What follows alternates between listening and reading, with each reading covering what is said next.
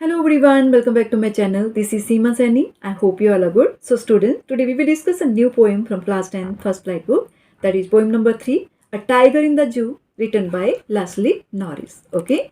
So first of all, we'll discuss summary of this poem and then stanza wise explanation. Okay. So let's start with the summary.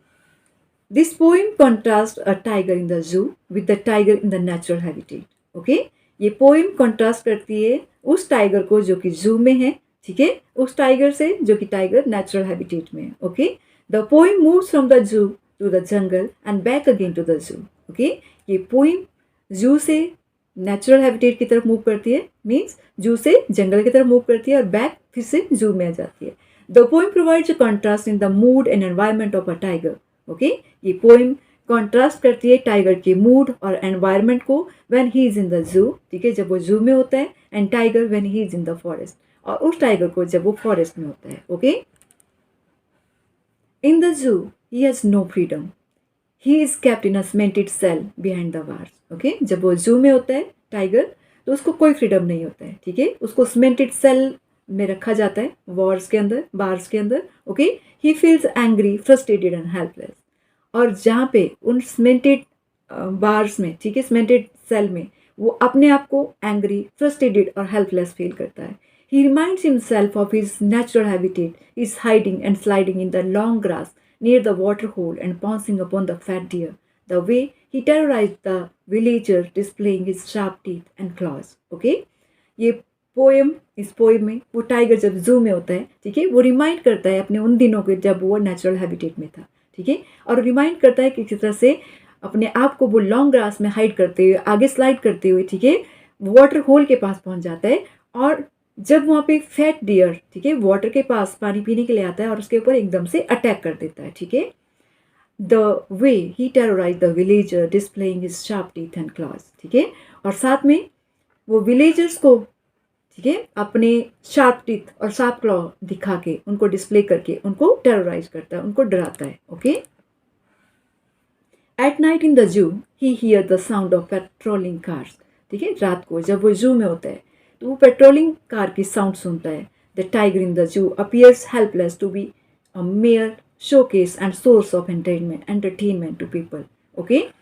So tiger जब zoo में होता है तो बहुत ज़्यादा helpless अपने आप को फील करता है और वो एक मेयर शोकेस बन के रह जाता है और सोर्स ऑफ एंटरटेनमेंट बन के रह जाता है लोगों के लिए.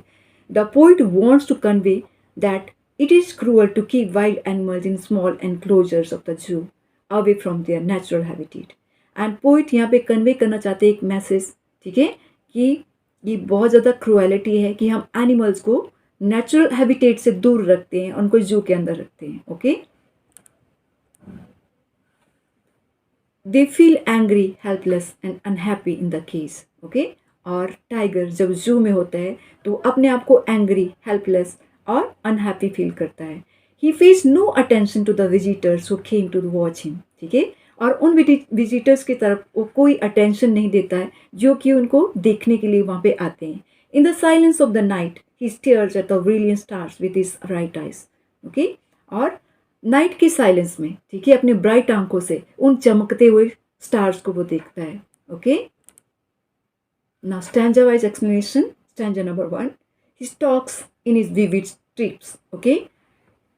The few steps of his cage on pads of velvet quiet in his quiet race. Okay. Stalks means follows. Vivid means bright color. Pads means paws of tiger. Rage means anger. Okay. So he stalks in his vivid strips. वो जू के अंदर, ठीक है, few steps of his cage.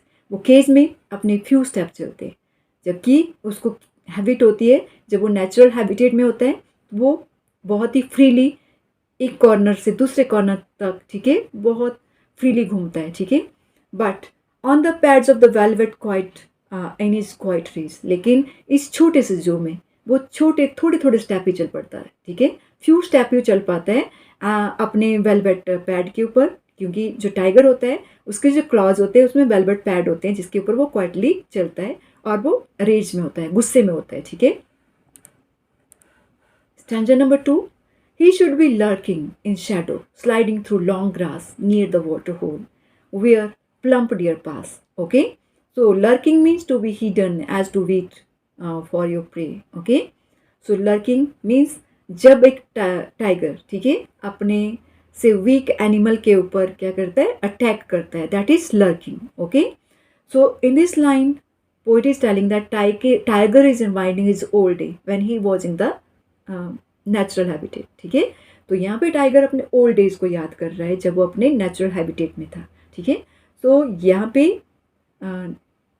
जो tiger है, ठीक है, वो रिमाइंड कर रहा है he should be lurking in Shadow and sliding through the long grass. ठीक है, कि जब वो नेचुरल हैबिटेट में था तो लॉन्ग ग्रास से अपने आप को हाइड करते हुए, स्लाइड करते हुए आगे जाता है और वाटर होल के पास पहुंचता है जहाँ पे वेयर प्लम्प डियर पास, जहाँ पे प्लम्प डियर मीन्स फैट. ठीक है, जहाँ पे फैट डियर पानी पीने आते हैं और उनके ऊपर वो क्या करता है, अटैक करता है.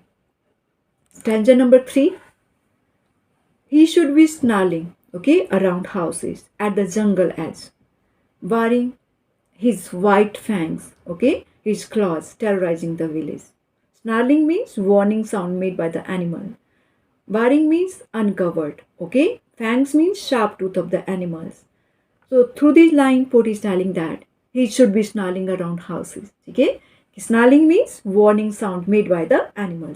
कि टाइगर जो विलेज के एज पे, ठीक है, जंगल के एज पे हाउसेस थे, ठीक है, वहाँ पे वो अपना वार्निंग साउंड देके वहाँ पे विलेजेस को टेरराइज करता है. ठीक है, baring his white fangs his claws terrorising the village. ठीक है, वहाँ पे वो अपने क्लॉज और शार्प टीथ डिस्प्ले करके उनको टेरराइज करता है, उनको डराता है. Okay,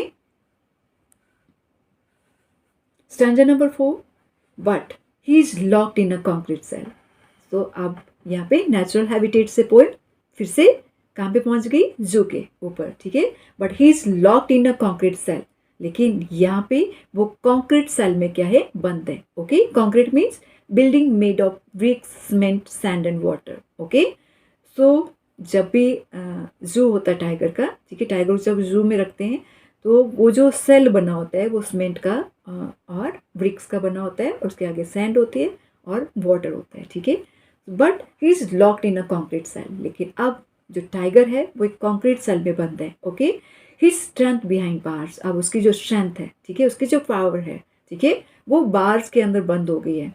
stocking the length of the cage. Okay, वो सिर्फ और सिर्फ लेंथ, जो केज की लेंथ है उसके ऊपर ही वॉक कर सकता है. ठीक है, इग्नोरिंग विजिटर, वहाँ पे विजिटर्स आ रहे हैं और उन विजिटर्स को भी वो क्या करता है, जब वो केज में होता है उन विजिटर्स को भी वो इग्नोर करता है. Stanza number 5, he hears the last voice at night. Okay, the patrolling cars and staring with brilliant eyes and brilliant stars at the brilliant stars. Okay, so patrolling means to guard, to vigil. Okay, he hears the last voice at night. So in this line poet is telling that कि रात को जब tiger cage में होता है, ठीक है, so the patrolling cars, वहाँ पे पेट्रोलिंग कार्स के वो साउंड को सुनता है, and snarling and staring with the brilliant eyes at the brilliant stars. ठीक है, और वो ब्रिलियंट आइज से, टाइगर की आइज बहुत ही कैसी होती है, ब्राइट आइज होती है, और अपनी ब्राइट आइज से रात के अंधेरे में ब्राइट स्टार्स को स्काई में देखता है. Okay, so that's all for today. I hope you all have understood this poem very well. See you soon in my next video. Till then, bye. Take care.